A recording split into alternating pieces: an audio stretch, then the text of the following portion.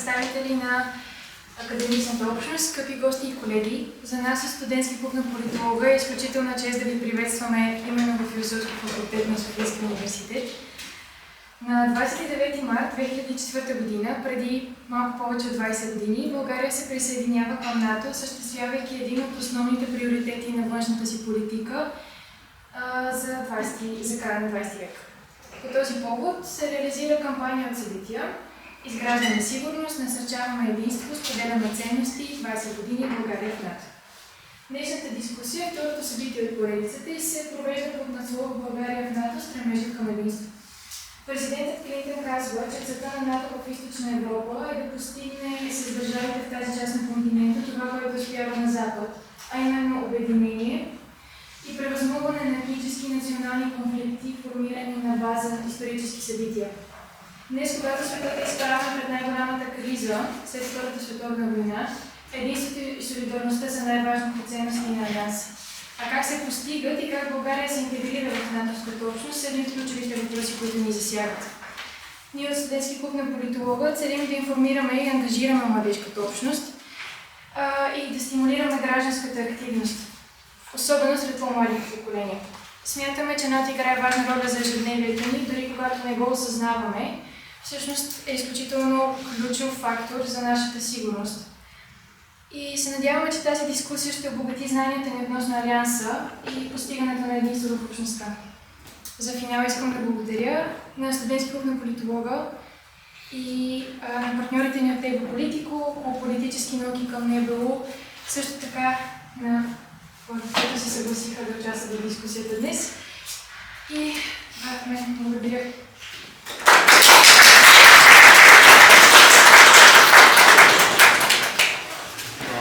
Благодарим на Елина. Аз благодаря на Студентски клуб на политолога за организацията на тази много навременна дискусия. Благодаря, че бях поканен като модератор. Надявам се се справя с задачата. И преди всичко искам да допълня към това, което Елина казва. Всъщност, преди непрекъснато се говори за преодоление на български преход и прочее. Всъщност, ако видите ако погледна на прехода в тези 30 години, ще видим, че той всъщност отбеляза няколко много големи успехи. Без всяко съмнение, членството на България в НАТО е един от тях. Той беше и стъпка и някакси много важно условие за приемането на България в последствие в Европейския съюз. Но между другото, това, което прави впечатление сега в последните няколко години, е, че всъщност, особено след руската военна инвазия в Украйна, членството на България в НАТО отбелязва, давам данни от изследване на общественото мнение, отбелязва дори положителни трендове. Тоест, повече хора вече са убедени за полезността на членството на България в Северноатлантическия пакт. Аз не искам да отнемам времето от нашите много компетентни панелисти по темата. Това направо ще им дам думата, само ще ги представя преди това. Елена Поптодорова, заместник-председател на Политическия клуб България, посланник на Република България в Съединените американски щати в мандата 2002-2008 и 2010-2016 година. И Йордан Божилов, заместник-министър на отбраната през 2022 година, председател на Софийски форум за сигурност. По този ред давам думата на госпожа Поптодорова, която ще направи своето изказване. Заповядайте, имате, да кажем, неограничено време, но в рамките на последните 20 минути да изразите своята позиция, в последствие ще дадем думите на аудиторията. Здравейте, и наистина е стимулиращо да види човек такава аудитория пред себе си, като многочисленост, но и като възраст. Ще кажа сигурно после в хода на разговора, защо толкова важно точно с вас да водим този разговор.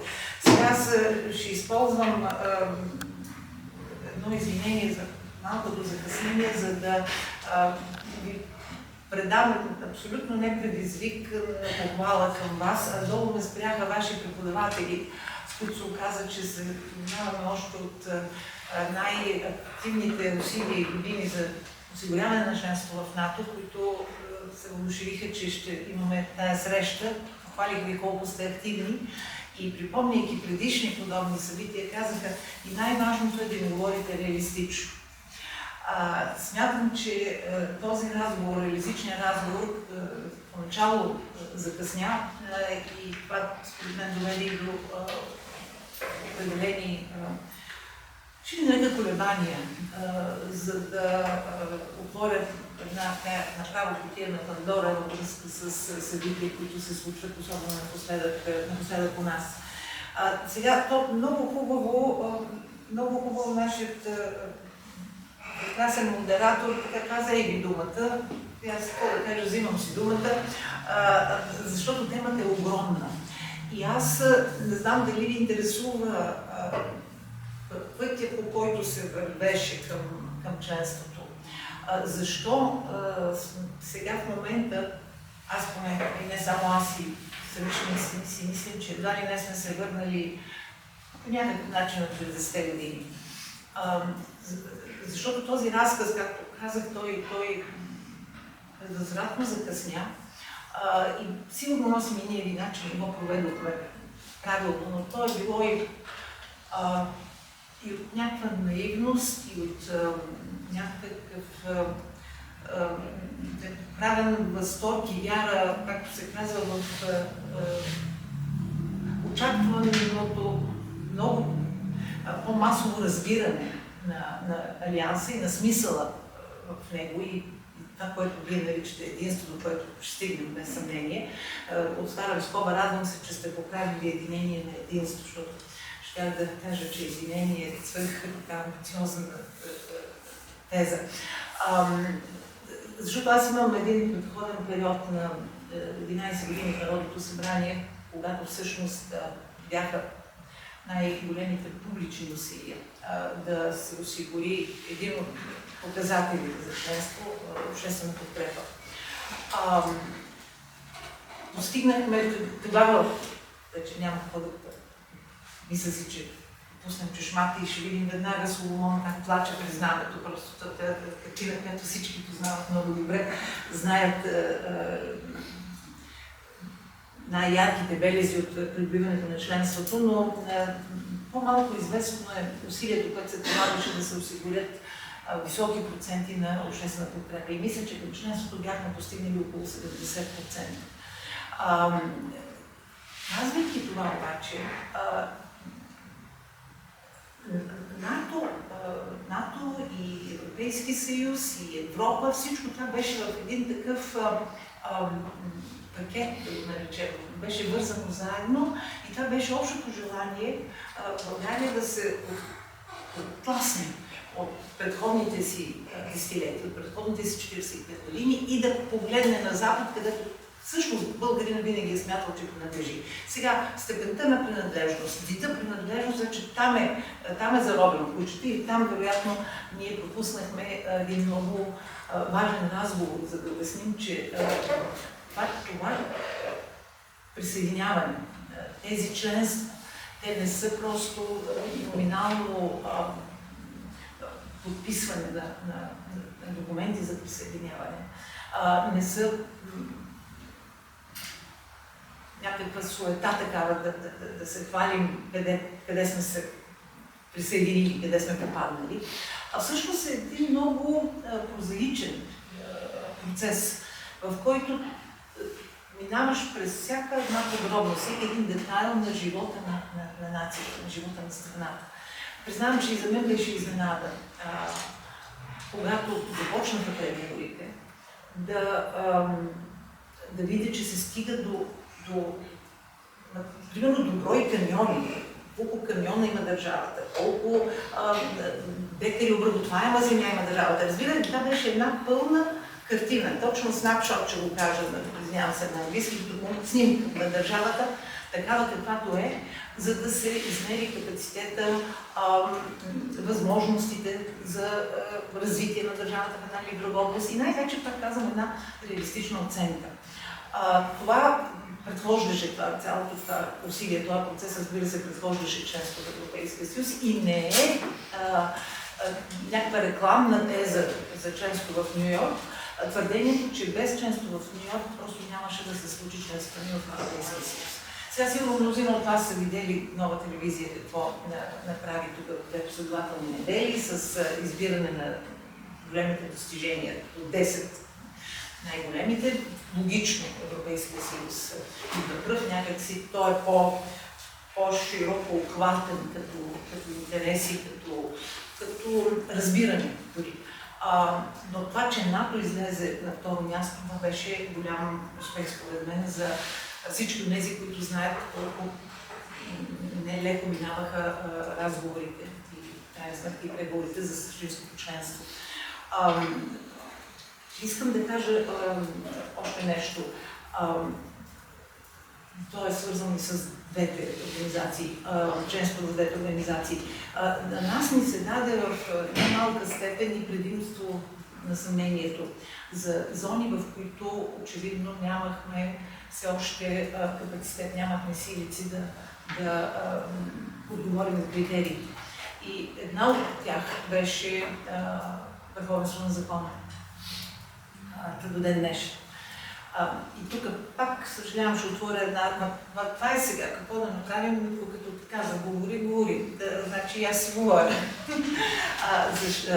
Ще върна пак малко назад времето, за да кажа къде беше не решен, къде беше умишлено според мен вече от днешна гледна точка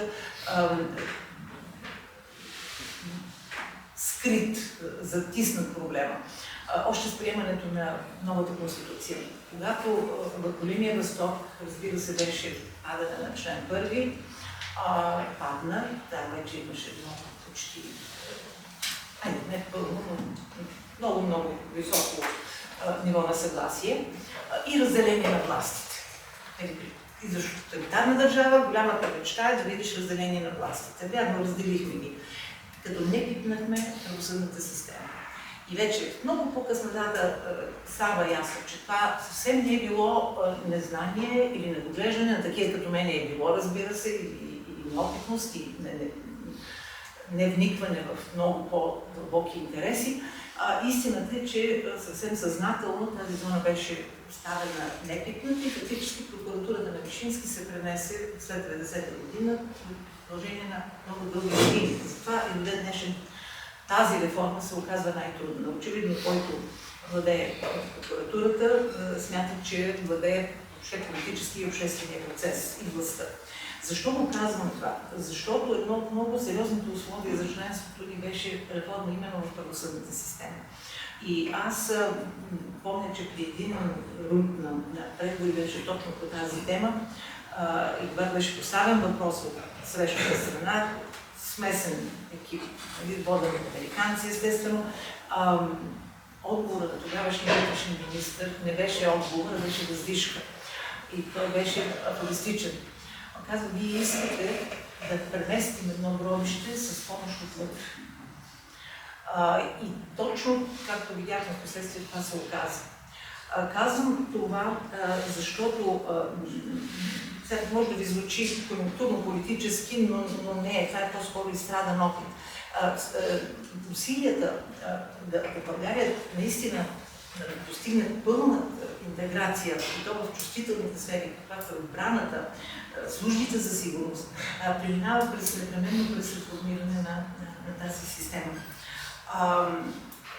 Затова, може би, в много отношения имаме все още определени трудности при взимане на определени решения. Имахме много колебания по отношение на начина, по който трябва да върви модернизация на армията, купуване на способности, с кого, как при различни политически гарнитури се търсеха различни партньори, говоря за доставчици, най-общо казано, на военна техника, на военни съоръжения. И към днешна дата смятам, че все пак ние сме стигнали до точка, от която няма връщане назад. Независимо от позивите за референдум, чухме май тази сутрин беше една партия обяви, че ще пусне такъв референдум. Но въпреки всичко аз смятам, че съм отвъд тази опасност, отвъд този риск, защото започнах наистина да се оценява, и то пак войната в Украйна го направи, да се оценява не толкова, може би, цялостната стойност на Алианса, колкото липсата на алтернатива. Може би вече все повече българи разбират, че сигурността на страната означава практическата и защита. И това може да стане само с очевидни, действителни гаранции, които никой друг не дава, освен политическия договор. Минахме през ред противоречиви, може би от гледна точка на някои, дали са мнозина, не знам, не ще не кажа мнозина ли са или не тези мнения. Трудни решения за България. Започвам от косовската криза, тогава още бях член на парламента, което беше едно много напрегнато, много заредено с вътрешен взрив решение, защото Народното събрание трябваше практически със свое решение да спре руски сигнати, които трябваше реално да превземат летището в Прищина, осигурявайки въздушен коридор. До ден днешен това се използва като един аргумент за, видите ли, воинствената, милитаристична, каквато ще я наречете, природа на Североатлантическия договор. И няма обяснение, затова ви казвам, че пропуснахме някои разговори, няма обяснение за това, че тогава Европа имаше първа война на своя територия.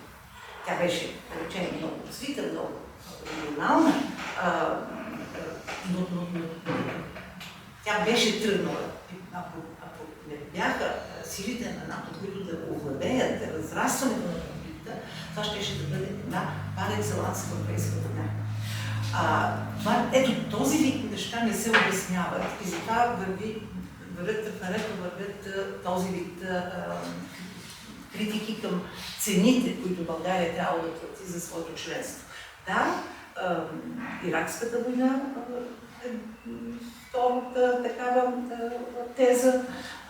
Със сигурност там оценката е злощастна, ще нарека така, защото се стъпи на неточна, невярна разузнавателна информация. Но аз ви казвам, като човек, който е бил на място и водил тези разговори ежедневно във Вашингтон, че ако България не беше станала част от тази коалиция на желаящите, нямаше да бъде гледана сериозно като съюзник. И още нещо да кажа. Аз не съм по-войник, то е ясно, но аз знам как изглеждаше армията ни до 90-та година, когато започнаха много мъчителни промени, съкращаване на военен състав. Това беше една битка пак в Народното събрание. При положение, че България тогава ще го поправите, ако греша, но мисля, че на глава от населението имахме повече въоръжени сили, повече войници, даже от една Турция. Не знам дали това право да нали така? Излезе часа да изнася преувеличено. Значи, това всичкото беше огромна драма. Това беше също част от критериите, от очакването, които България трябваше да постигне. Ами рязането на тези прословути ракети СС-23, които се оказва, че са вкарани нелегално в България. Значи, докато Съветския съюз подписва своя договор по ракети с среден радиус на действие с Съединените щати и се говори за бройки, там сядат и смятат съвместно двете страни. В това време тихичко изотзад се вкарват 23 такива ракети в България, в Германия и в Словакия, ако помня правилно. Говоря за всичките, нали, България ги е приела. Оттам да се хората, които тогава участваха в тези преговори, те са все още защитници на, как да кажа, на съветската схема. Минах се през много неизвестни за обществото трудни периоди. И затова, когато дойде участието в Ирак, беше страшно важно да се покаже, че това не е казармената армия, която излиза от казармената. Веднъж излезе 68 година да отиде в Чехословакия и се прибра злощастно.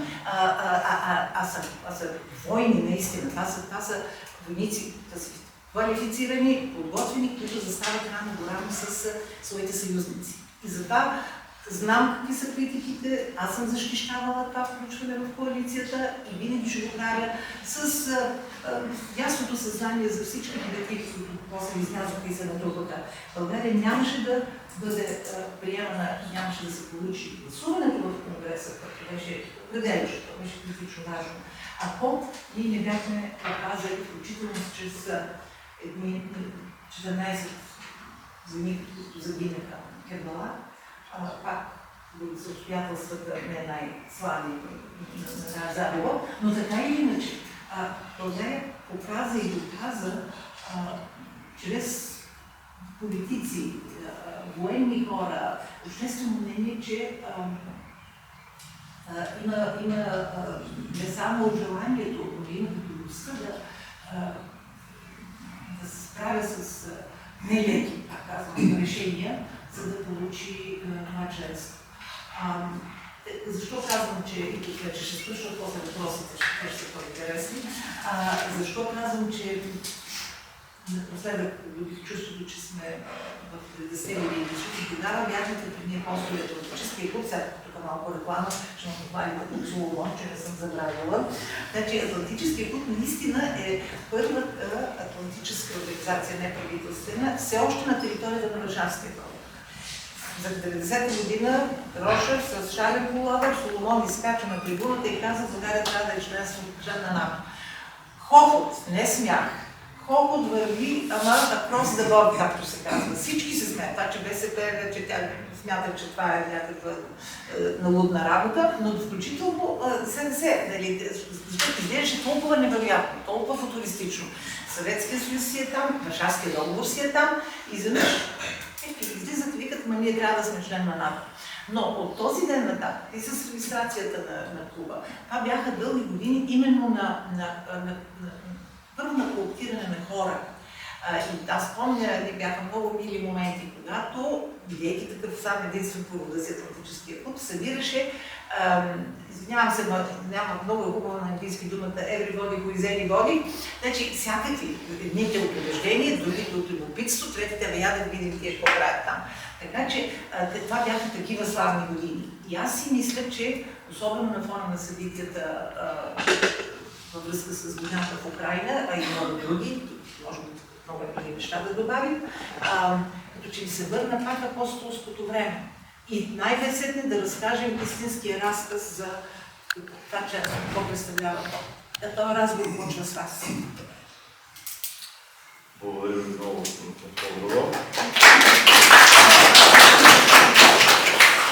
Колеги, предлагам да дадем първо думата на господин Божух и след това ще имате възможност за въпроси и към двамата панелисти, а предварително има и въпроси, които са постъпили към студентския клуб на политолога, с които аз ще открия втората част от нашата дискусия.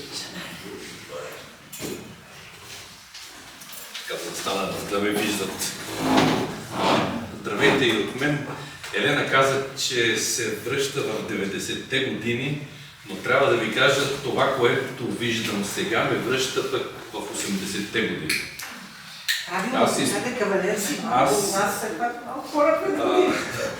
Аз си спомням 86-та година, таман завършил 16 годишен младеж. Добре, че бях 16 години, защото иначе веднага ще да ме хванат и да ме вкарат в казармата. Но ми дават възможност да уча и естествено по-учих политология. Какво беше усещането 80-те години? По телевизията само война, НАТО ще ни нападне, ние ще се бием срещу НАТО, как утре света ще бъде друг, защото ние ще победим. Комунистическата идея е върховната идея, която трябва да се разпространи по целия. Впрочем, това е нещо, което трябва да го знаем. Ние се готвихме за една неизбежна война. Това беше в съзнанието на всички хора. И естествено в България и в Съветския съюз и в останалите социалистически страни всички се готвиха за война с НАТО. От 86-та минавам директно в 91 година, когато завърших университета и естествено имах вече 18 години щрак в казармата. Няма да ви разправям какво е българската казарма по това време. Не бих казал, че е точно загубено време, но не бих казал, че имаше полза. Може би за мен лично имаше полза, защото един ден идва един полковник и казва, там вие, как не викаха, едно, че не викаха канарчета, защото на пагоните ни имаше трикольор. Нещо беше там пренебрежително като висшисти. Фазани, виж, аз вече съм го забравил. Фазани не викаме, да. Тя там от висшистите, кой знае английски. И ни събраха 10 човека, айде в София. Защо? В Министерството на отбраната се оказва, че никой не знае английски език. Това е 1991 година. Всички говорят руски обаче. Защо? Защото ние сме в рамките на Варшавския договор все още. НАТО е враг, Съединените щати са врагове и ние с тях ще се бием. Казвам го това, защото в началото на 90-те години ние изпаднахме в една, бих я нарекал, стратегическа празнота. До един момент сме се готвили да се бием с някакви държави, защото нашата идеология е най-правилната и тя иманентно съдържаше идеята за война. Изведнъж носителите на тази идеология изчезват и какво се оказва? Къде сме ние? Какво ще правим? Това е наистина един ключов, това е преломен момент в съзнанието на хората. И аз се радвам, че точно в този момент, началото на 90-те години, се появиха хора с визия, появиха се хора с воля да насочат страната по правилния път. Защото не забравяй, имаше и другата алтернатива. Да се възсъединим с страните на бившия Съветски съюз, ОНД. Да. И това беше наистина почти на кантар. Ето защо и Соломон, и Елена, и много други хора, наистина те дадоха тази визия на къде да се насочи държавата. Много мъдро решение, надявам се да сме и ние на нивото на рисковете днес. Много ми хареса това, което каза, че трябва да имаме гражданска активност. Защото ако няма гражданска активност, някой друг ще изземе нашето право да решаваме. Което, впрочем, и Елена каза. Та нека да ви кажа, все пак, началото на 90-те години, какво представляваше българската армия. 120 000 военнослужащи, повечето от които млади хора, тъмън завършили образованието си, средното образование или пък някои висши образование, задължително 1 или 2 години служба. В най-критичните моменти на противодействието между социализма и капитализма, Варшавския договор, НАТО, срока на служба е бил и 3 години за някой. Това наистина е нещо, което отнемаше от енергията на държавата. Представете си млади хора да служат веднага след завършването си толкова дълго време. Не само 120 000. Ние имахме готовност за 600 000 наборни или привикани граждани в случай на война. България беше една от най-милитаризираните държави в света. И по брой военнослужащи, и по брой от този мобилизационен резерв, и по количество оръжие. На брой население най-много. България е изразходвала за бюджета за отбрана до 16% от брутния вътрешен продукт. Сега са 2%. Всичко това прави икономиката на държавата нефункционираща между другото. Защо колабираха икономическите, а и политическите системи на социалистическите страни? Защото всичко отиваше в въоръжаване, в демагогия и в държавно събиране. Но, вижте, много е важно ние да го осъзнаем това, че има изключително голяма разлика между единия строй, нали, строя или държавното устройство на комунизма, което е горе-долу нещо сега в Русия се репликира, с липса на права на хората, с липса на възможност да се изкажете. Впрочем, понеже говорим за отбраната, ако сте офицер от армията, трябва да поискате разрешение и одобрение да се ожените или омъжите, съответно да проучат там за кой вие се жените. Сега ние имаме една свобода. И това е много ценно. Защото не само имаме ангажимента за тази гражданска активност, но ние имаме възможността да я упражняваме. Така че това беше ключовото. Решението ние да се присъединим към демократичните държави, решението ние да трансформираме своето общество. Естествено, много хора, особено тези, които бяха в армията тогава, в 90-те години, не можеха да го оценят това. Те бяха тренирани да се бият с нещото, в което изведнъж трябваше да се трансформират. Нали, малко като Мюнхаузен чип да се извада от блатото и да се хвърля.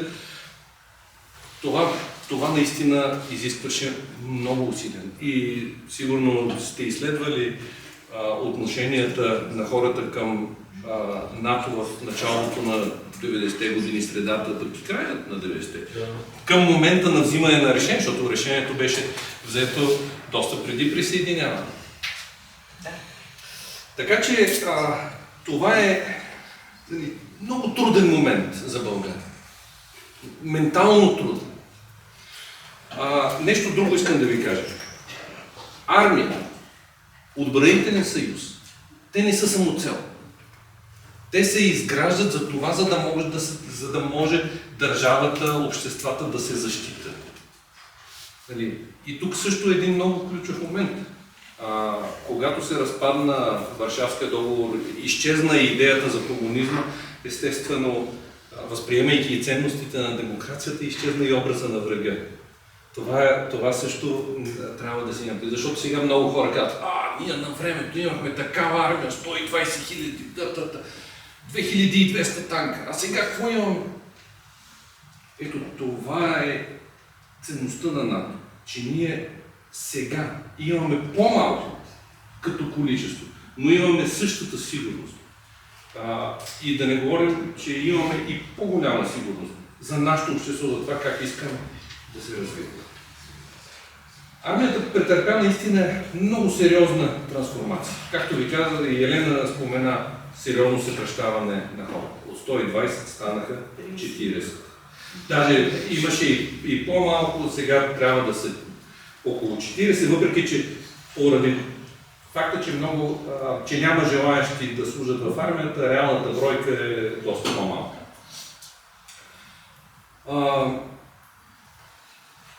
Концептуално трябваше да се промени мисленето на военнослужащите. Не само да научат английски. И това стана.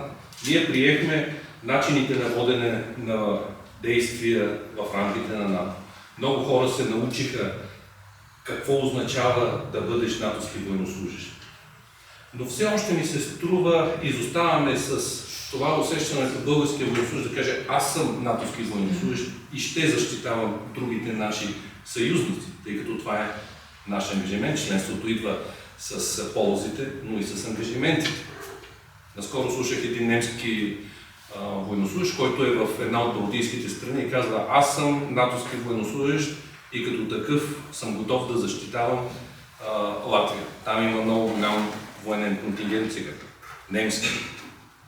Така че това преосмисляне, мисля, че все още не се е сбъднало.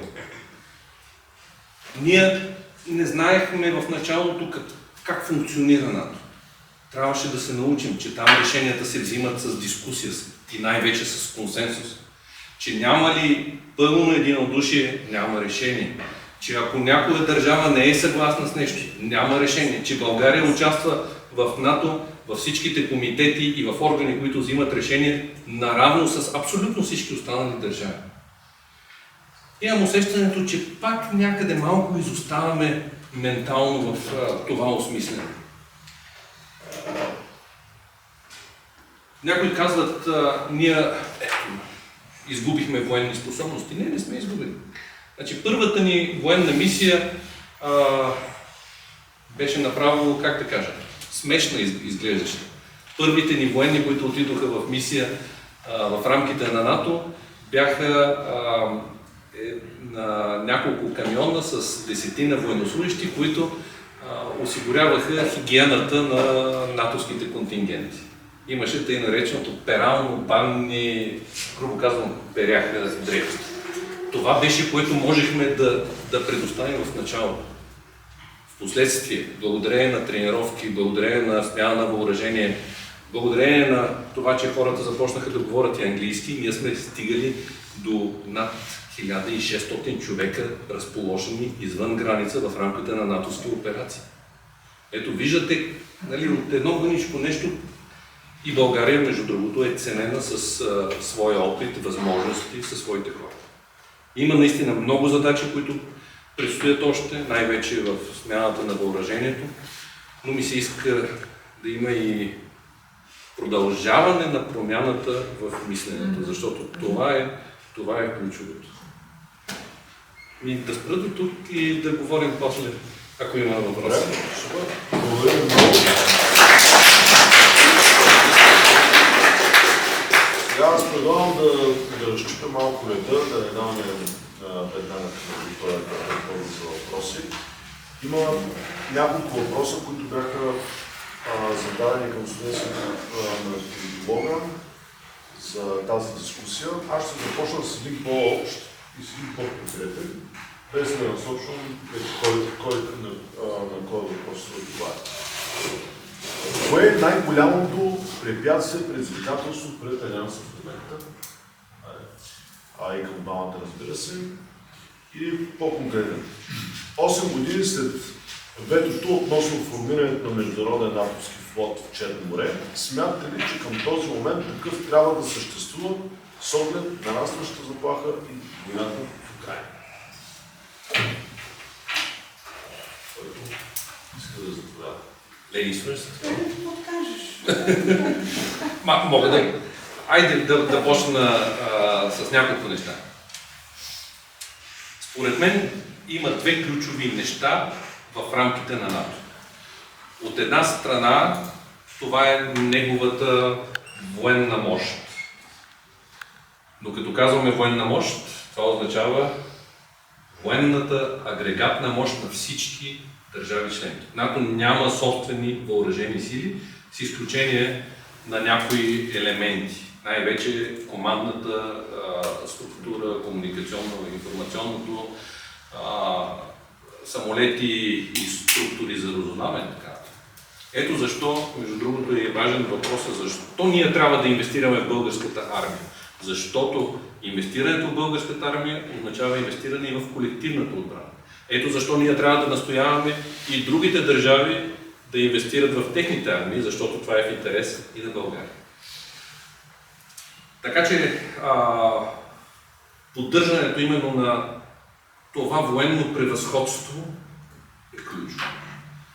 Но последните години ми се струва, че основното предизвикателство е в единство. Аз ви казах, че решенията в НАТО се взимат само с единодушие. Ако една държава не е съгласна, няма решение. Ние виждаме, че се получават все повече и повече разнобой между отделни държави. Виждаме как Турция блокира присъединяването на Швеция към НАТО. Виждаме как Орбан се стреми да играе някаква негова политическа игра.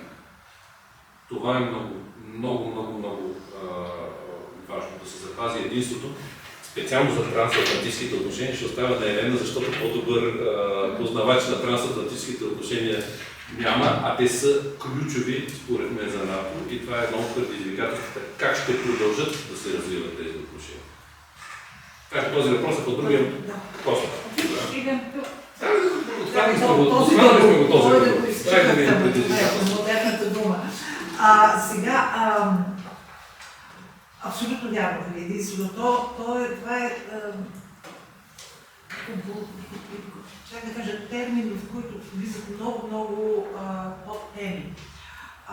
И аз мисля, че тази атака, външна атака, като дезинформация, като хибридни атаки, кибератаки, които напоследък всъщност бяха добавени към заплахите, които трябва да действа член 5, са част от проблема за единството.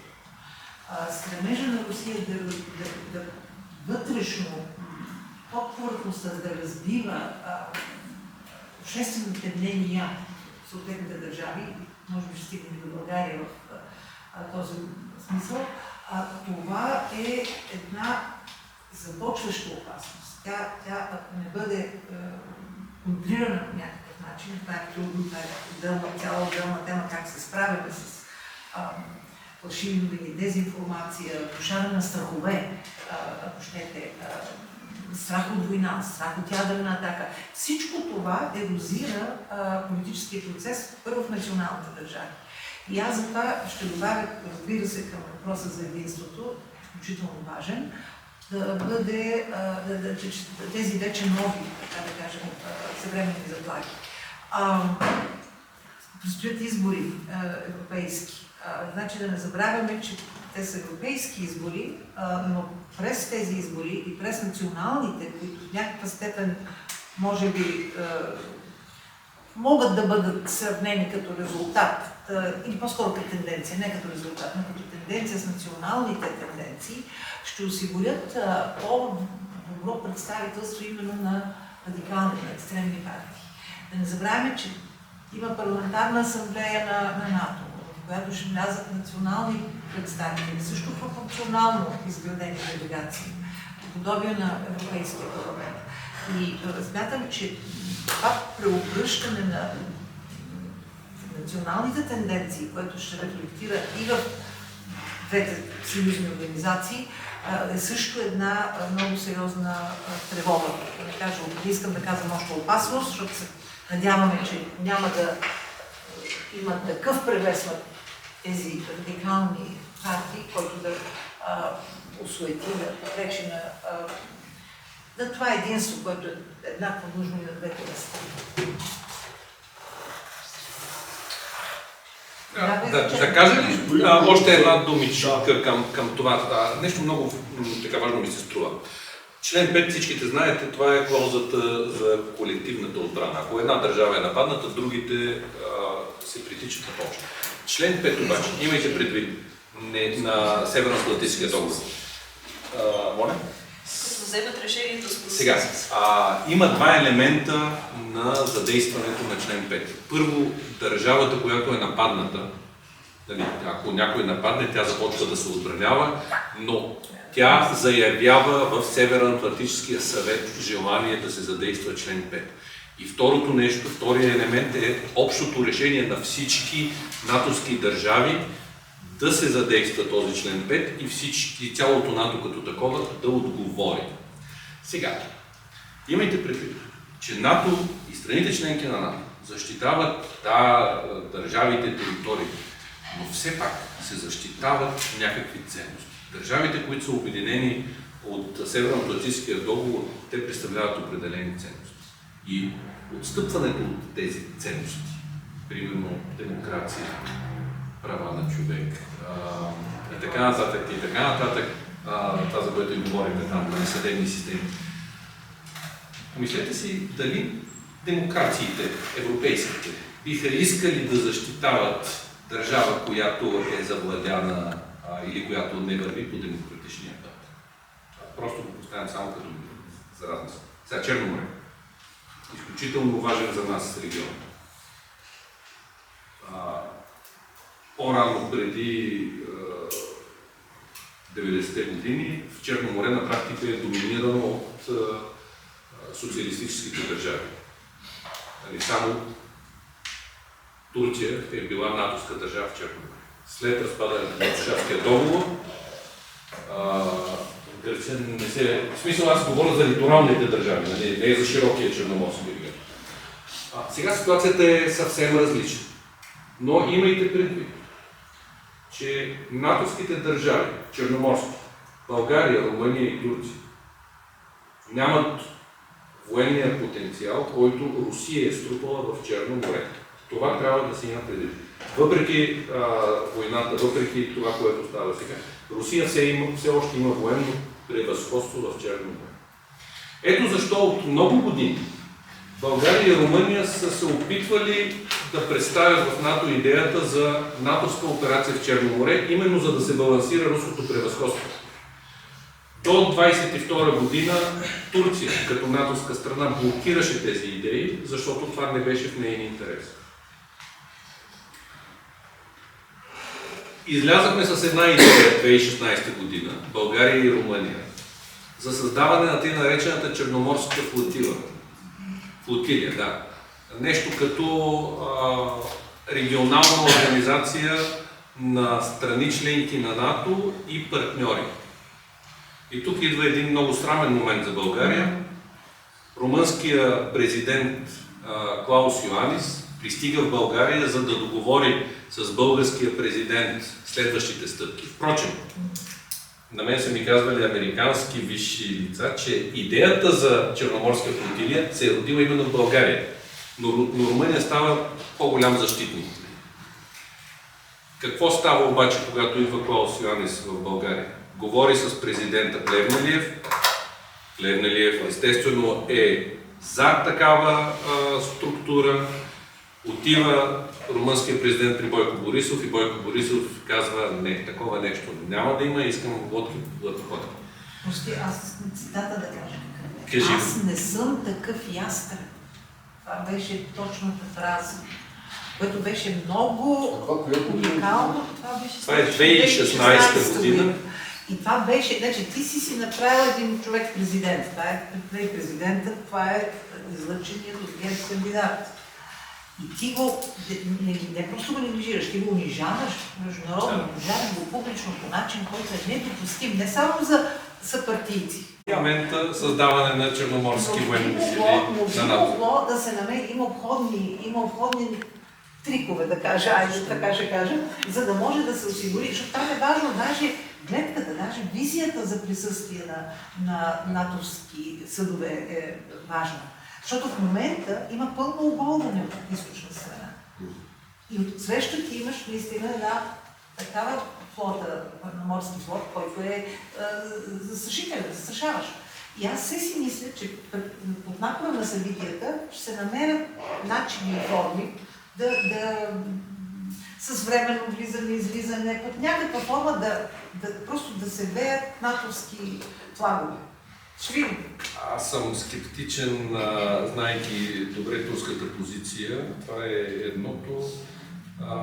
И другото, има възможности НАТО да увеличава присъствието си, но основно в сухопътния домейн, така да се каже.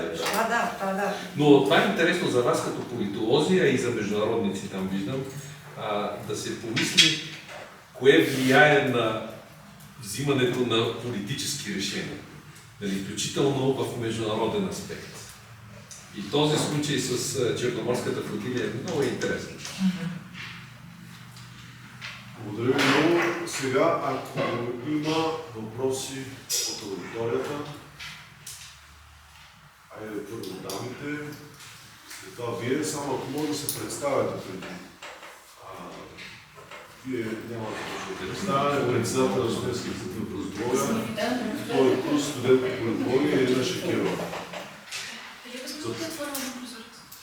Това ли беше? Ако няма...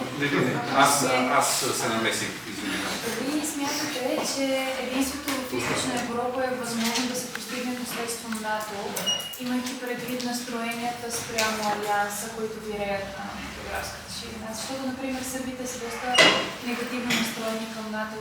Дали има как да се постигне единство, солидарност посредством именно Алианса? Ако искате още един-два въпроса, да те са свързани всичките.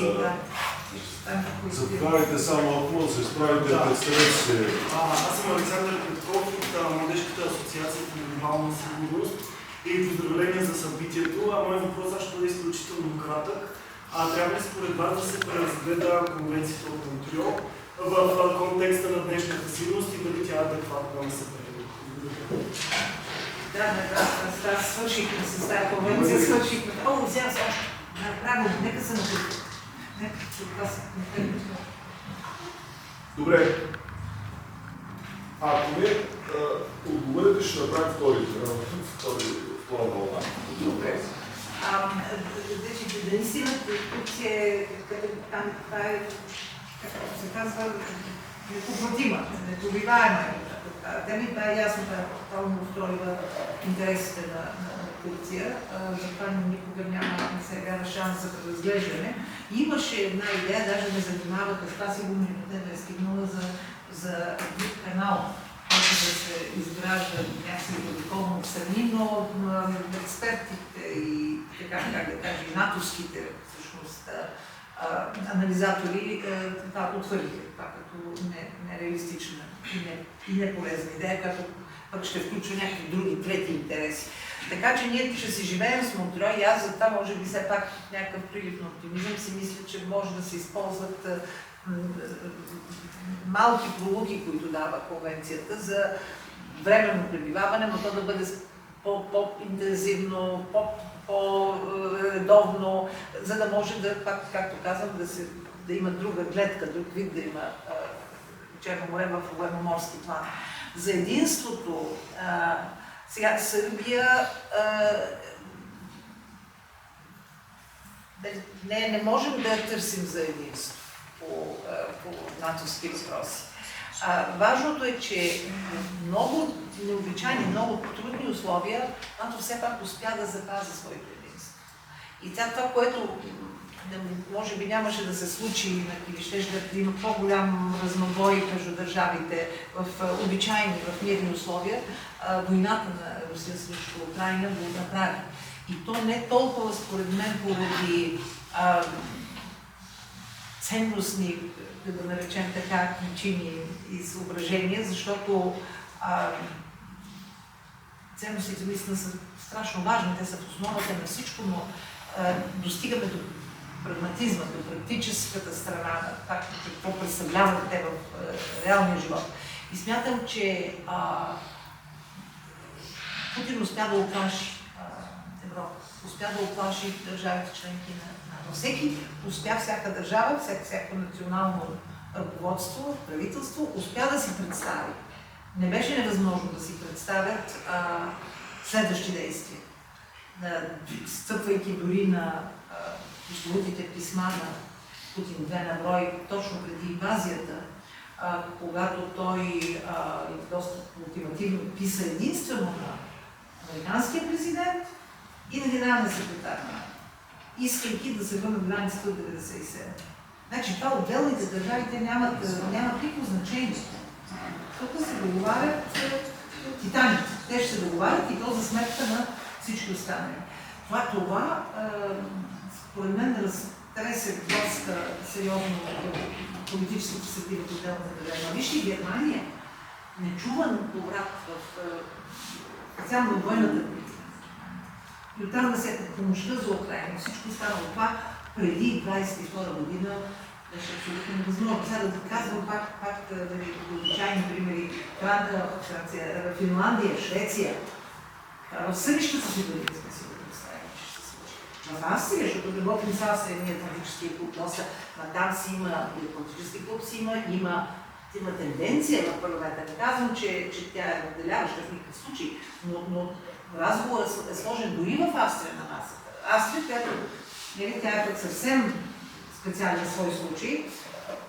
Там много интереси се борят, много разузнавания, много нещо и затова за австрийците е малко по-трудно да направят такава промяна. И не други причини. Там е договорен неутралитет. Това е предмет на договори, не е самостоятелно решение. Така че това е отделно. Мисълта ми е, че това единство, то по-скоро, пак ще казвам, стъпва не на абстракция, а стъпва на реална тревога за сигурността на държавите.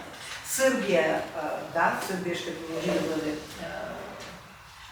извън, нека така да кажа, казвам по-сериозни квалификации, като обаче тя не бяга от разговори съвсем, просто използва тежестта си, тя има, и отношенията с Русия, с които може да изнудва, най-любезно казано, Европейския съюз. И две думи за Монтрео, да кажа аз.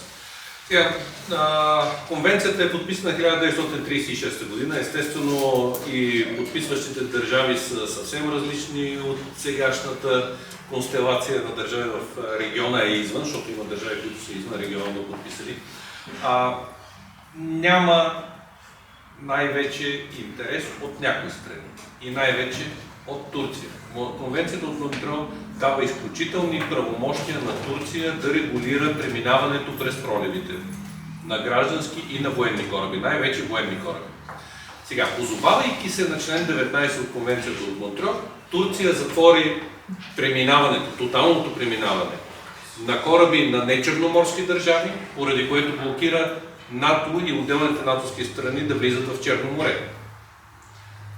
Има такава възможност военни кораби на нечерноморски държави да влизат и да пребивават до 21 дена. Това се правеше редовно, имаше редовни учения на натовски сили с кораби от страни от извън Черноморския регион. Но от 24 февруари проливите тотално са затворени.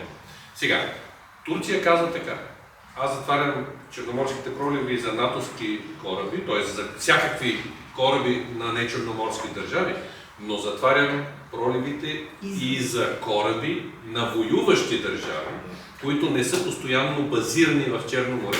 Това, между другото, не позволи на Русия да вкара много нови кораби, които са базирани, примерно, в Северно море или Далечния изток. Според Турция това способства да се намали напрежението.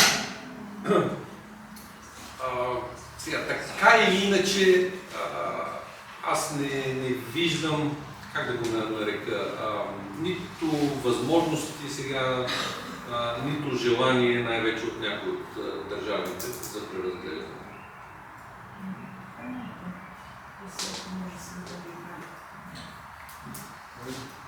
Други въпроси от аудиторията? Заповядайте. Здравейте, аз съм Светлав Финансов от факултет по математика и информатика и имам два въпроса, ако не е проблем. Първият е кратък. Предвид украинските успехи, колкото могат, факта, че нямат военноморски флот, се справят с руската флотилия. Смятате ли, че България трябва да инвестира повече в дронове и други тактики, за да по-икономично да се справим, защото все пак, когато си върне, ние няма да изкараме тук 5 огромна флотилия, да не бъдем повече за самолетоносачи. И другият ми въпрос, предвид сръбския антагонизъм на Балканите, смятате ли, че България трябва по-агресивно да се справи, или не агресивно, по-остро да се справи с сръбската агресия на Балканите? Преди факта, че те много жестоко са се справили с българи в Македония и в Поморавието, и защо България няма ни повече дипломатически контакти с държави като Хърватия, като Унгария, като и други държави, като да кажем Полша, САЩ и Германия, за да може по-ефикасно да се справяме с нашата западна антагонистка в името на Сърбия. Благодаря. Благодаря ви. Други въпроси? Само, че с Сърбия да се справим. Да, защото те са ни директно, нали? Сръбския, да. Да. Други заповядайте. Аз съм Емила от Българския университет. Въпрос. Поставяме се в една хипотетична обстановка, ако две държави, натовски членки, започнат да воюват една на друга, каква би била реакцията на останалите държави членки, какво решение биха взели? И по този въпрос визираме то не е точно конфликте, но отношенията между Гърция и Турция. То други няма. Други въпроси? Аз съм Полина Чикарова, член на Комисията на политолога. Исках да попитам с оглед възможността Тръмп да спечели изборите в САЩ, какви промени можем да очакваме в устройството и в единството на НАТО в следващите няколко години?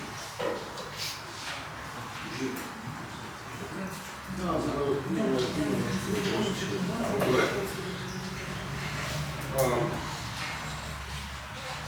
Грубо казано, дронове вместо кораби, нали, някаква ефективност може да се търси.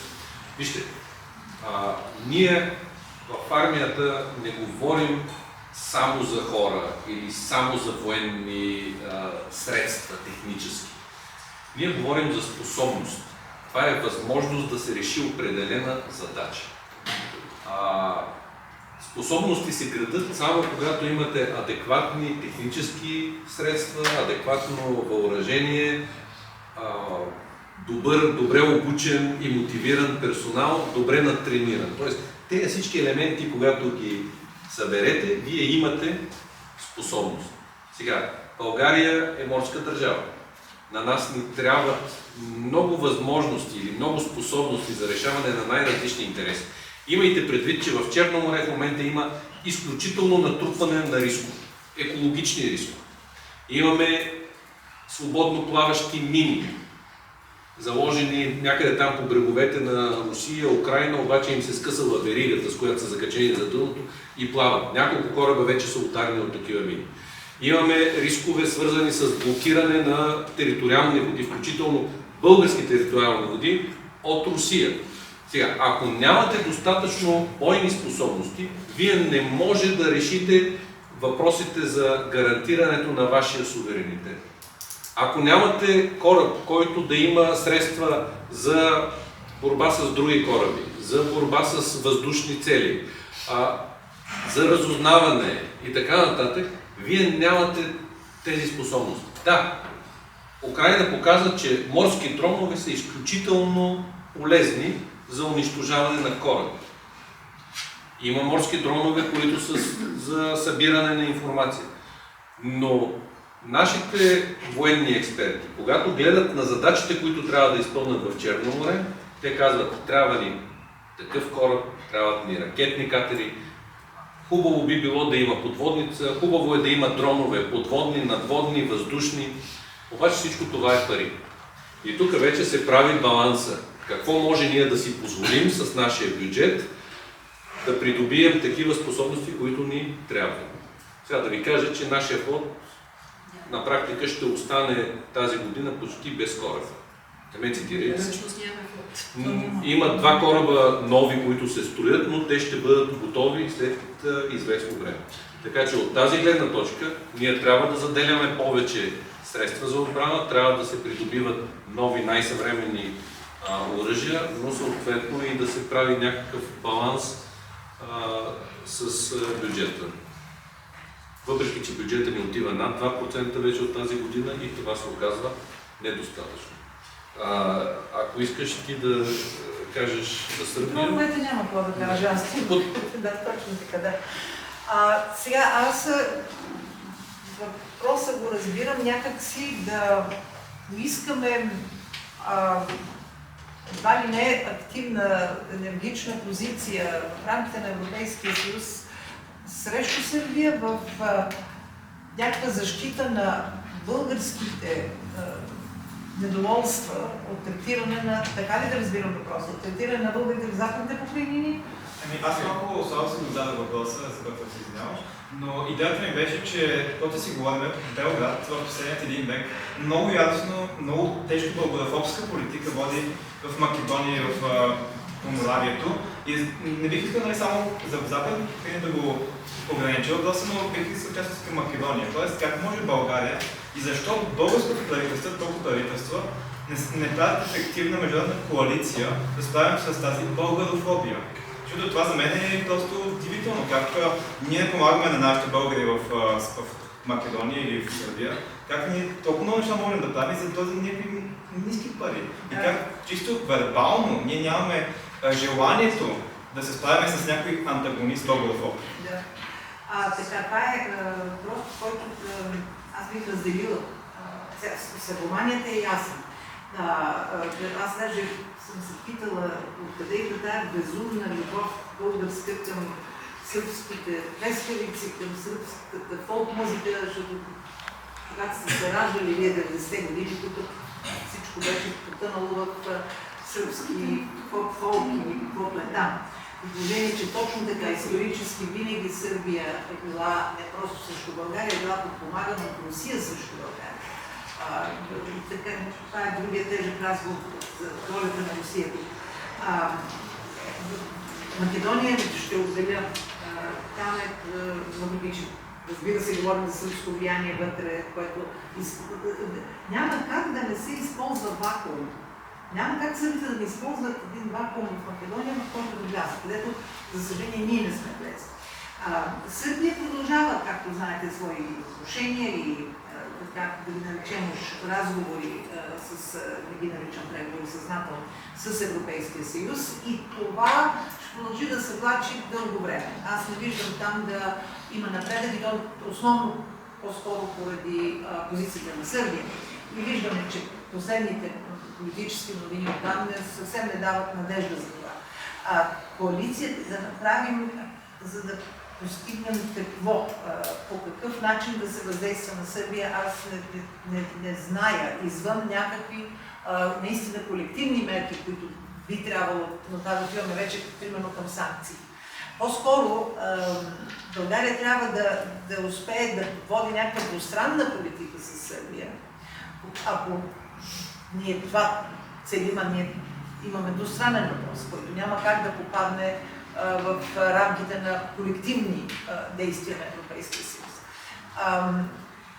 Разбира се, въпросите за права на човека, за третиране на малцинства и така нататък, те са част от разговорите на Сърбия с Брюксел, но Сърбия няма никакви намерения тя да се съобразява с някакви принципи, общи искания, защото не говорим само за българи. С Македония аз ще ви разочаровам сигурно, но аз нямам еднозначна, едноизмерна позиция по този въпрос. И ще ви кажа защо. Не, че не е вярно това, което казвате. Абсолютно вярно. Само че аз ще върна пак разговора към момента на признаването на Македония. Да, болезнено време беше, много трудно стана това признаване, макар че стана мигновенно, но помня, че все едно беше траурен ден в Народното събрание, когато се извърши признаването на Македония. Сега как стана? Формулата, която се приложи, беше признаваме, това беше, как да кажа, обогатяване на признаването като юридически факт. Признаваме държава, не признаваме нация и език. Сега вие сте тук, има и юристи, има и международници, кажете ми как става тая работа. Това е абсолютен оксиморон. Аз тогава в Народното събрание поставих, питах просто, викам, добре, сега това какво правим? Просто си ги взимаме обратно. Да разбира се, така, изтеглих си последиците за въпроса. Оттам започна едно много противоречиво взаимоотношение, което не беше тогава още толкова обострено. Нещата се изостриха в последно време, след като се подписа все пак този договор в 2017 година, но не доведе до резултати, защото поредица правителства, защото питате за правителствата, поредица правителства решиха да прехвърлят тежката задача все пак да се каже, да, това днес е друга държава, да, това днес е народ, който се определя като македонски. Да, това е народ, който си избрал да си нарича езика македонски. Това се иска. Няма правителство, което да застане и да изговори тези много прости факти от реалността.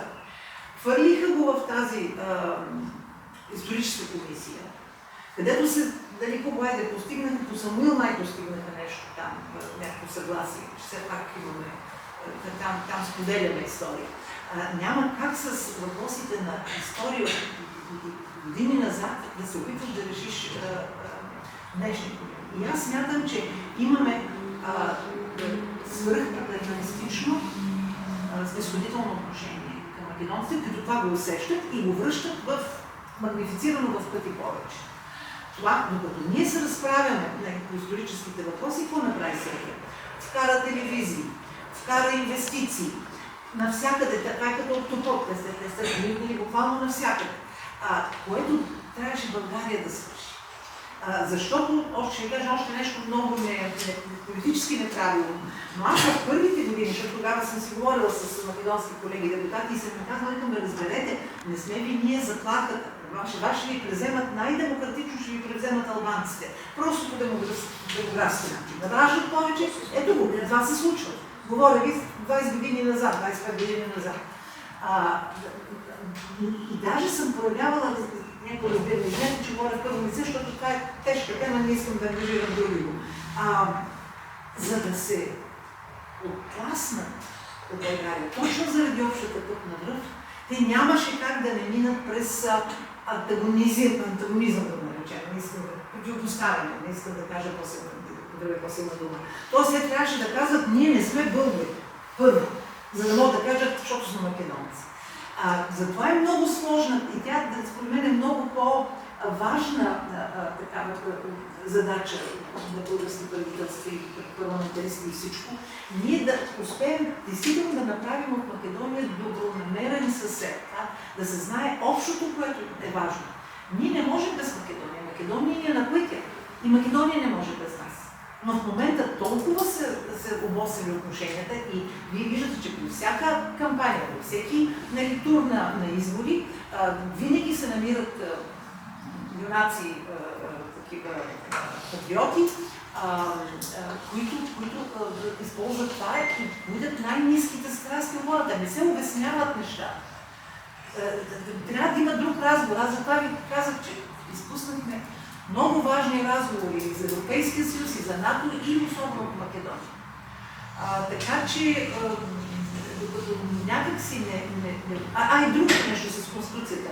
Ама това беше... Разбира се, трябва да се иска защита на правата на българите там. Но стане това искане за правата от Конституцията, което е наше искане. И французите го хванаха, вкараха го, да речем, предложението. Ние какво правим сега? Ние казваме, българите са малцинство и вижте колко на последното им преброяване 3000 някакви се осмелиха да се запишат българи. Добре, искали сме си го, получили сме си го. Сега, оттам вече техните вътрешни политически процеси се намесват, отказ това да се вкара в Конституцията, за да се предотврати такава връзка с България. Пак казвам, трябва да се намери политически кураж, да се промени тотално отношението към Македония, то да бъде отношение към друга държава. Не към собствен заден двор, който да се използва, пак казвам, конъюнктурно-политически вътре. Извинете, но това е... Ще ми позволите ли да само едно допълнение? Аз напълно споделям това мнение, между другото. И в македонския канал 24 часа телевизионен казах, че двете ни страни са имали общо минало, имат различно настояще и споделено европейско и натовско бъдеще, да се надяваме. Това е моята позиция като гражданин. Като учен аз бих казала, че докато българските правителства не се интересуват от това какво нещо е нацията и какво е етноса, ще продължава да бъде така. Може ли двама братя да бъдат от различни етноси? Ами може, разбира се, че може. Тогава какъв е проблема ни с Македония? Благодаря. Сериозен. Аз мога да се, защото за това... Аз искам само да припомня въпроса за предизвикателството. Да, чакай, че тя Македония, тя, нали, аз съм поп Тодорова, да не забравяме това. Кирилска Македония, така че. Сега, ще ви кажа аз какво винаги твърдя и много искам да е така, че американската нация, ще кажа пак, е изградила институции, точно с тия checks and balances, които без да се визират такъв екстремен казус, какъвто е Тръмп, са си мислили, че трябва да има взаимен контрол между отделните органи на власт, на управление. И аз продължавам да смятам, последно така насърчение ми даде гласуването на видовете помощ, основно на тази за Украйна, че нито един президент не може да взима еднолични решения и да ги прилага и да ги реализира така, да се казва, за голямо време. Това е едно. Аз вярвам в устойчивостта, нека така да кажа, на американската политическа система.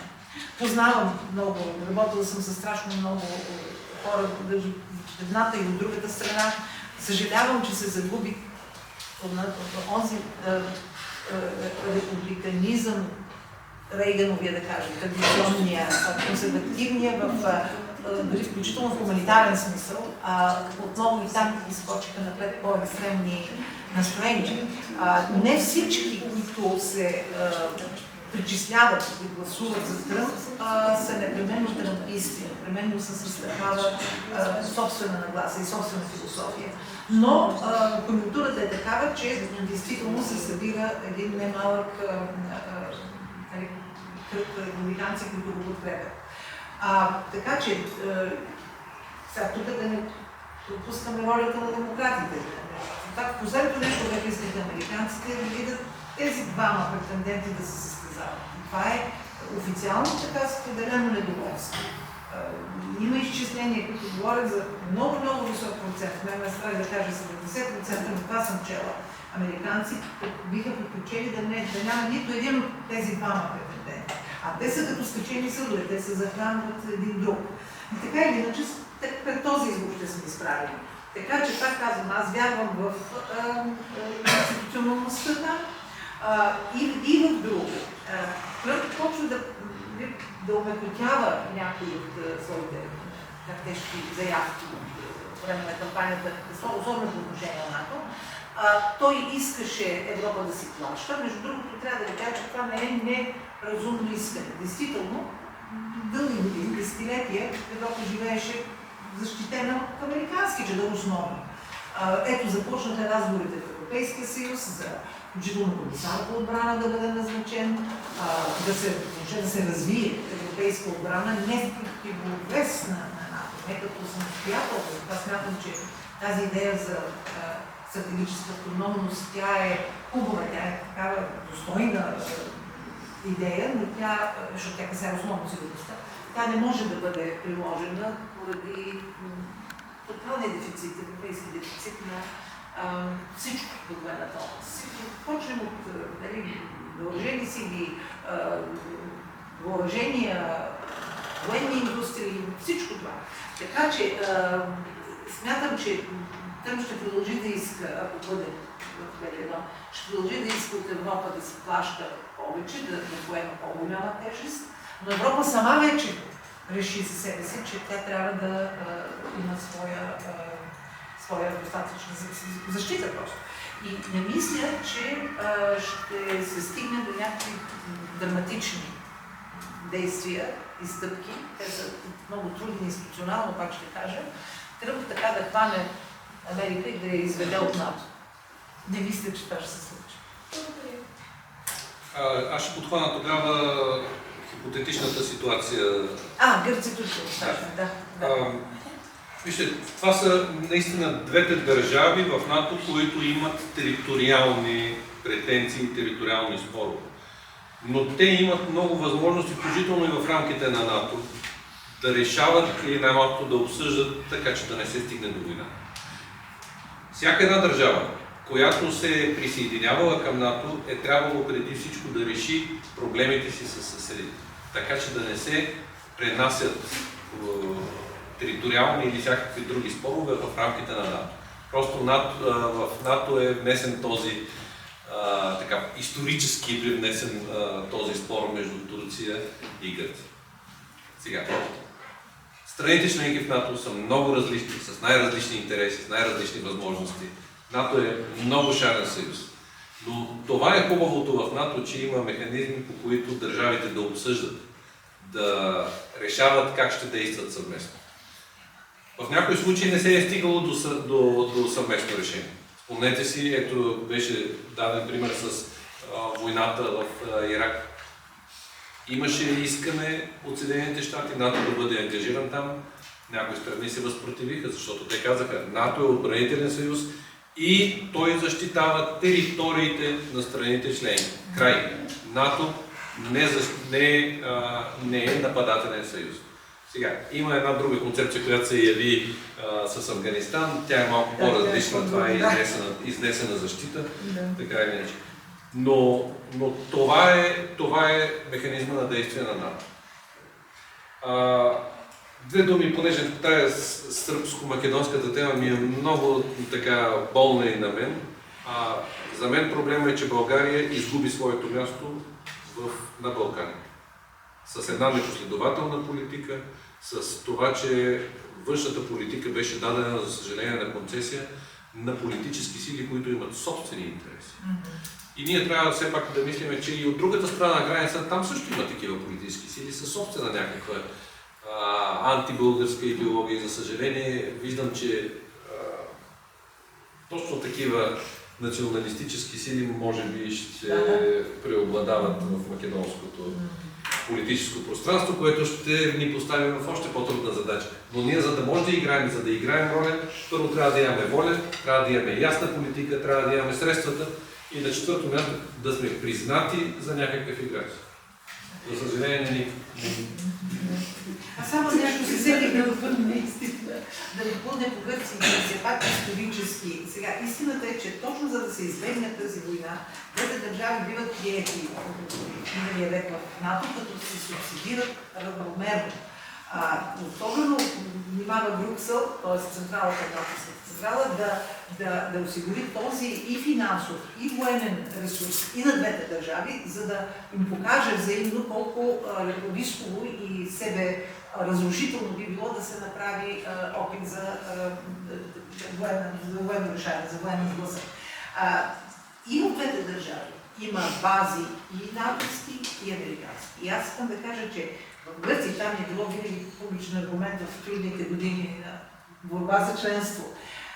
Каквото и правителство да има в Гърция, защото тя тук е по-така близкия пример, крайни комунисти, може да има някакви такива хора, отиват, викат долу от НАТО, в Америка, и така нататък. Нито едно гръцко правителство исторически не е пипнало дори, не е посмяло да помисли за това да махне тези бази.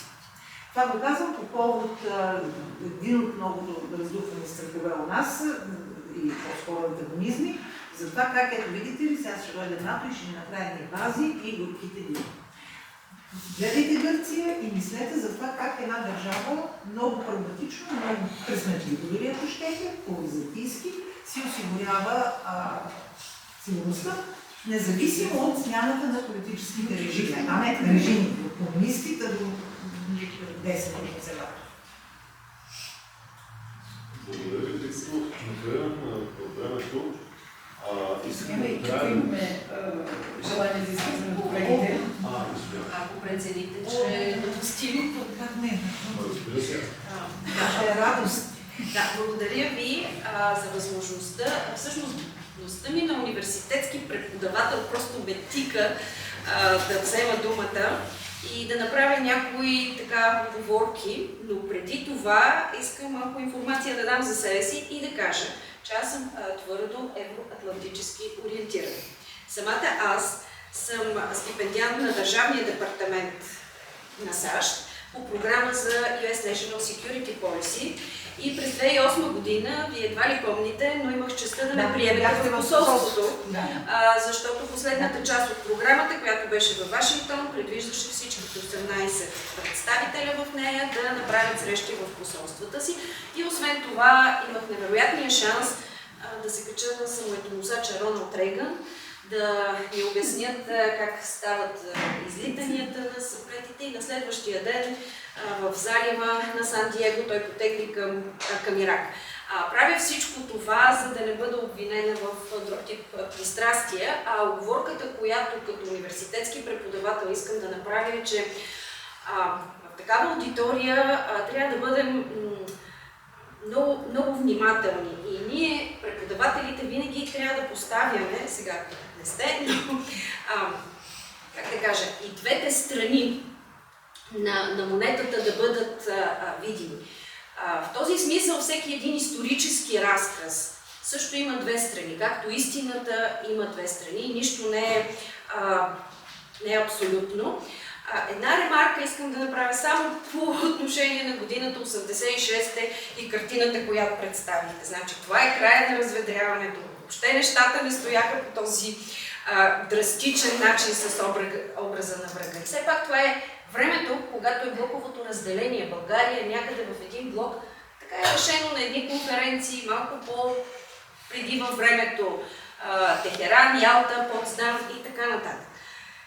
Когато станаха промените, България избра своя път и бих казала, леко преждевременното ни приемане в НАТО всъщност оказа изключителен стабилизиращ ефект, както във вътрешно-политически план и за това решенията за приемане на някои от страните, включително България, един от мотивите, въпреки че не бяхме изпълнили всичките там, както и приемането в Европейския съюз, но във вътрешно-политически план се оказа изключително стабилизиращ този ефект.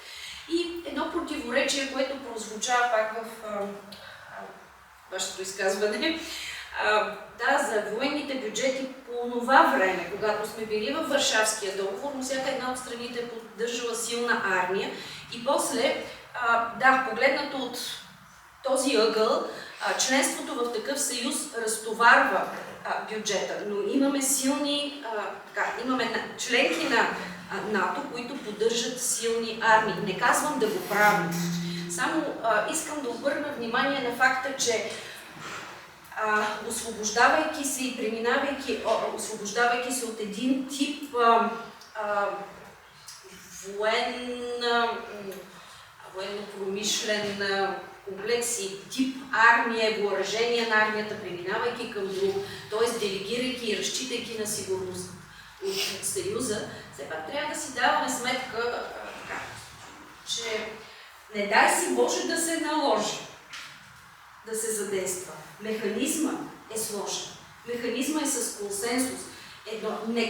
Пак искам да направим оговорката. Не казвам, дайте да се въоръжаваме в момента и да се връщаме времена назад. Но чисто психологически се опитайте да си представите. Случва се нещо и разполагате с потенциал веднага да реагирате, и случва се нещо и разчитате на един сложен, тежък механизъм, по който трябва да бъде осигурена и гарантирана сигурността.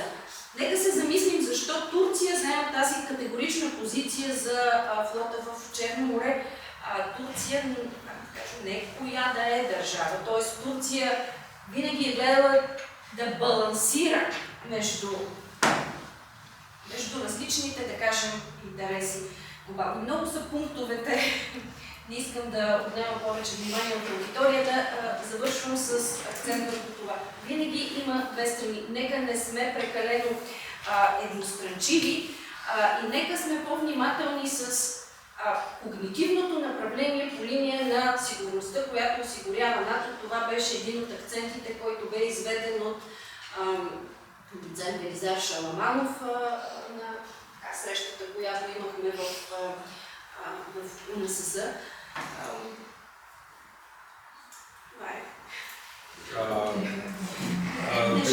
Не съм сигурен, че съм ви разбрал проблема. Но, вижте, две страни има монета. Ние все пак трябва да видим на каква база извършваме нашите оценки. Каква е нашата база? Кое ни дава, кое е аршина, с кое мерим? С кое мерим руските действия в Украйна или пък отговора на Украйна или позициите на натовските държави? Кое е това, с което мерим? И това са ценности. И аз съм категорично против тази теза, че ценностите имат две монети. Ние имаме ценността на демокрацията, имаме ценността на свободния човек, имаме ценността на свободата на икономически действия и така нататък. Другата монета, другата ценност би била ценността, която на времето развиваше комунистическата идеология. Тотална доминация на държавата, подчинение на човека. Разбирате ли? Ето това е. Значи, аз за това казвам, че ние все пак имаме нашата възможност да оценяваме, но коя е базата? За съжаление, ние не успяхме да убедим голяма част все още от населението къде са ценности, кои ценности защитават. Мислете, моля за това.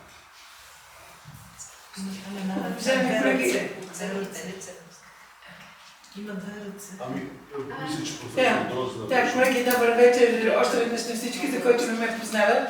Аз съм професор в катедрата по политически науки на Софийския университет и носител съм на 2 индивидуални гранта на НАТО и на 2 колективни. Напълно съм съгласна с професор Симеонова, че всяка истина има 2 монети. Обаче, защо аз трябва да казвам онази истина, която не е моя? Аз ще казвам тази истина, която е моя. И тази истина, която е моя, е, че моята пълна убеденост е, че ние трябва да бъдем членове на НАТО, да споделяме тези ценности и да ги внушаваме на младите колеги. Който иска да каже за другата му ценност, да заповяда да я каже. Да приветстваме всички глава в Асамблея политология УНСС.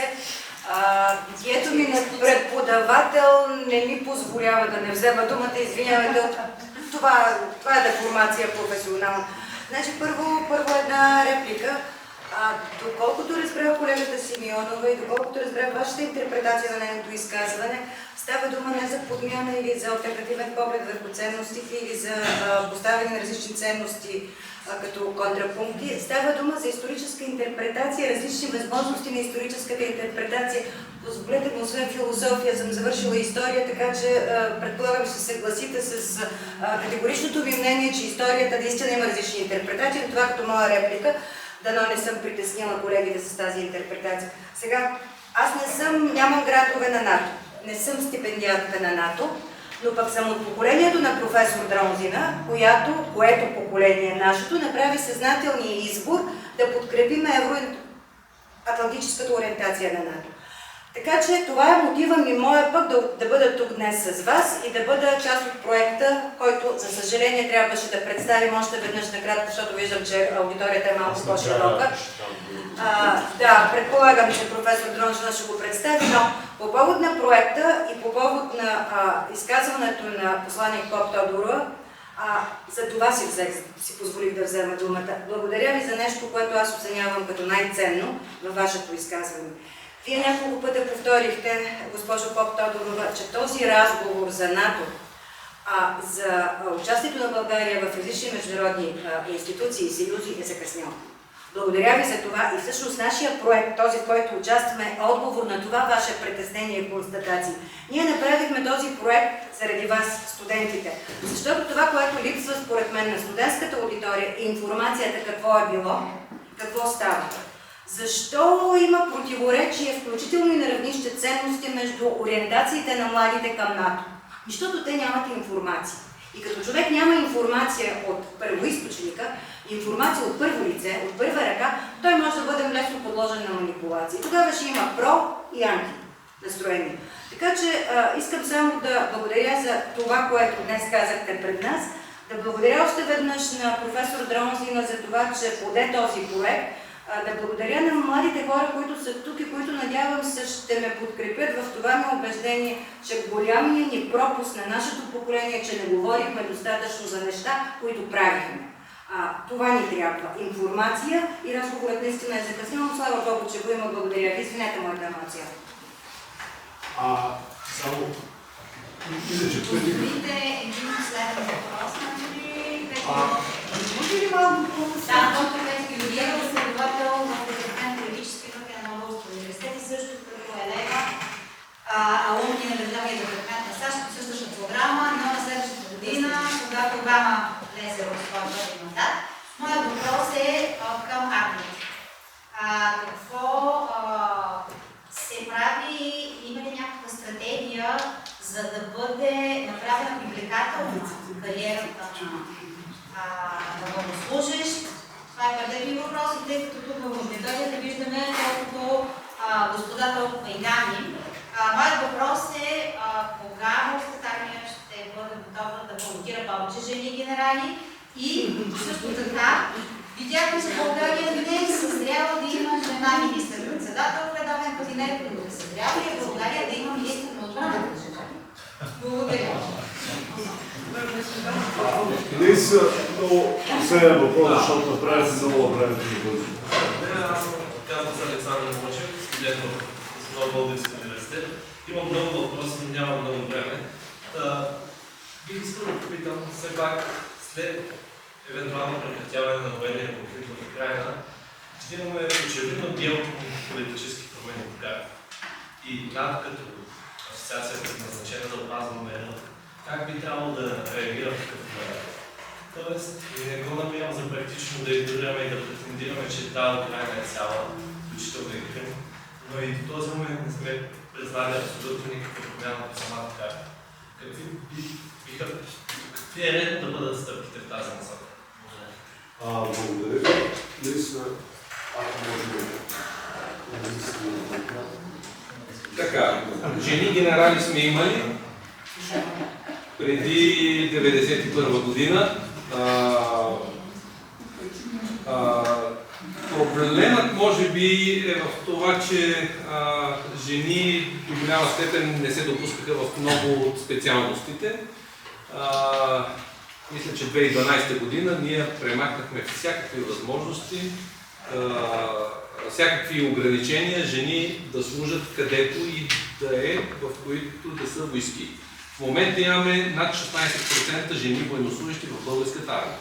Сега, за да стане генерал, един офицер трябва да премине през всичките обучения, видове обучения. Най-високо звание в момента имаме полковник жена. Това е едно от нещата. Няма проблем да стане, нали, теоретично, няма проблем да стане. Сега, много жесток въпрос е за привлекателността в армията. Първо, много малко хора желаят, млади хора, да влязат в армията. Ниски заплати, не е толкова перспективно. Ето, за да кажем, на времето, по време на социалистическата, комунистическата армия, това беше гордост и се пропагандираше, нали, че трябва да служиш задължителната служба, да, но самата идея за офицера беше нещо. Царска България, ако позволите също. Да, и царска България. Единият проблем е с привлекателността. Вторият проблем е, че даже и тези, които отиват да се записат в армията по физически нормативи и по образователни критерии не успяват да влязат. Тоест имам един много широк, много сериозен проблем. Опитват се сега в Министерството на отбраната с увеличаване на заплати, но ако не се изтигне престижа, ако няма нови въоръжения, трудно ще бъдат привлечени млади хора за служба. И има един негативен фактор, който е опасността евентуално от въвличане на българската армия в някакъв конфликт. Това се използва много от всякакви хибридчици и всякакви недоброжелатели да натискат българските младежи да не отиват в армията. Именно като се пропагандира това, ето България едва ли не ще воюва с Русия, което естествено не е. Имаме жени генерали, само че те, минавайки на административна длъжност, по някакъв начин се трансформират. Едната ми е с студентка, Мария Танасова се казва, но тя замина и е някъде по Брюксел. Не, жена генерал. И Ралица, само че... Точно, Ралица. В друга линия и всичките други са... Тя до кой че изстигна, Ралица? Ралица беше в West Point, но тя не познаваме.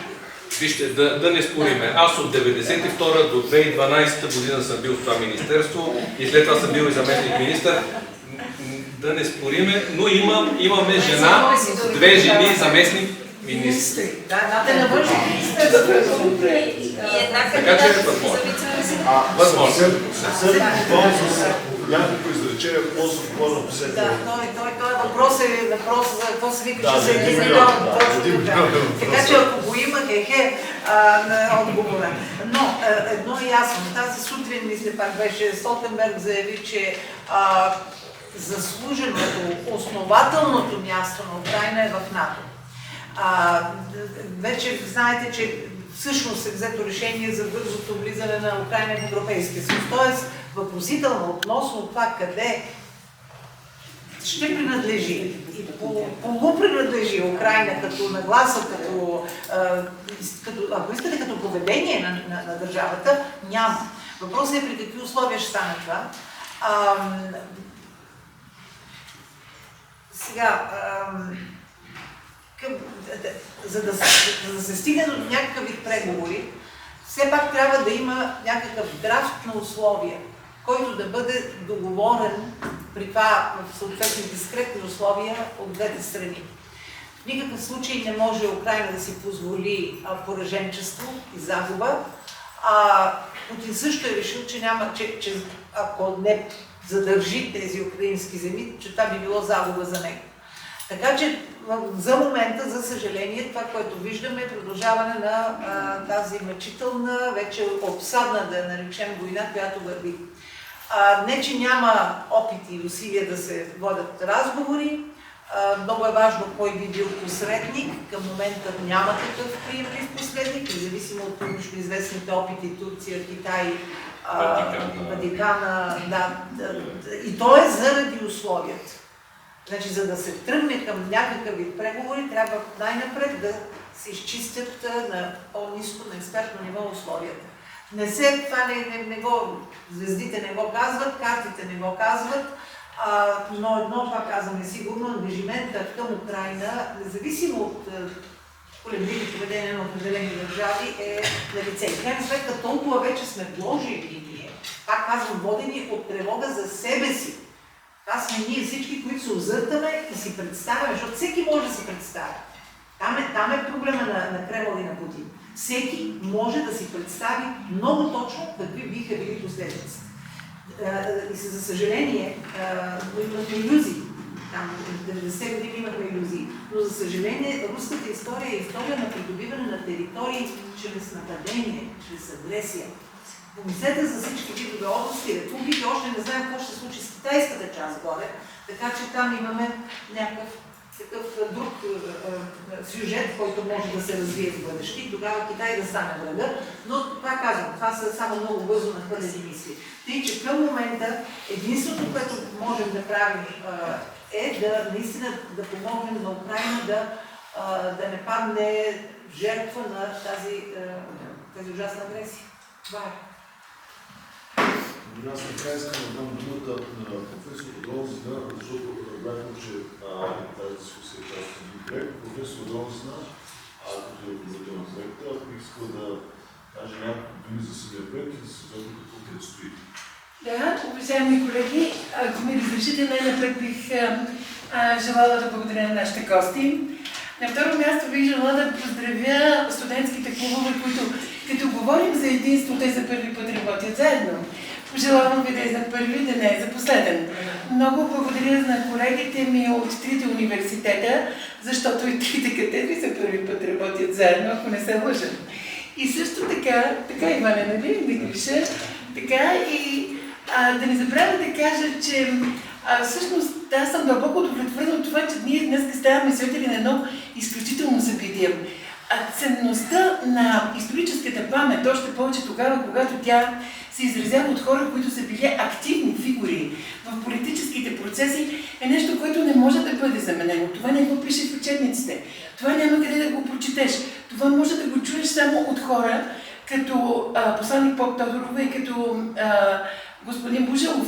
От никъде друга няма къде да го видим, никъде да го прочетем.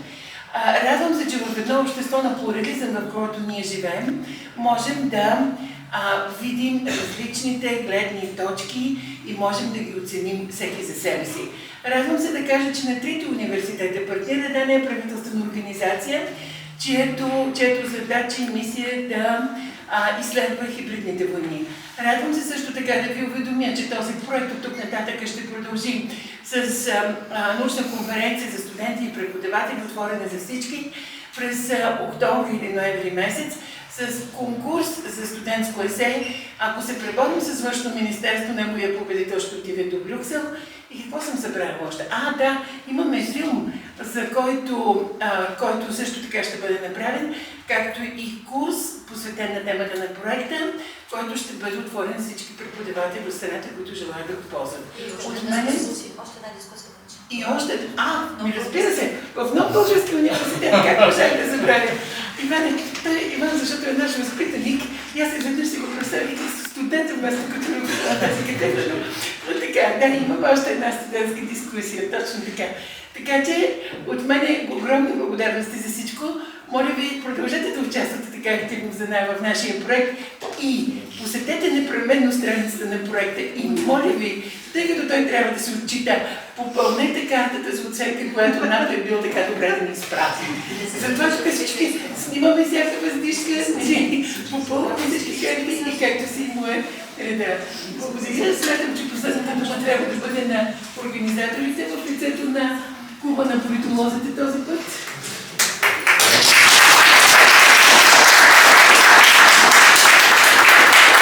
Следващия път ще ви разкажа за една от най-тежките си ситуации, големите ми спомени с седмия мъж на Елизабет Тейлър, сенатор Джон Уорнър, който твърдо казва, че никога България в НАТО. Я вижте картата, никога в НАТО. Гласувай той. Сега ще оставим в непопълна обстановка, да разкажете това. Не, това беше като така весел штрих накрая. Аз просто искам да ви благодаря на вас и на вас съответно за интереса и за присъствието. И също така всеки от вас на входа е видял, има QR код към анкетна карта, с която ще се радвам да попълните. Мерси много. Благодаря.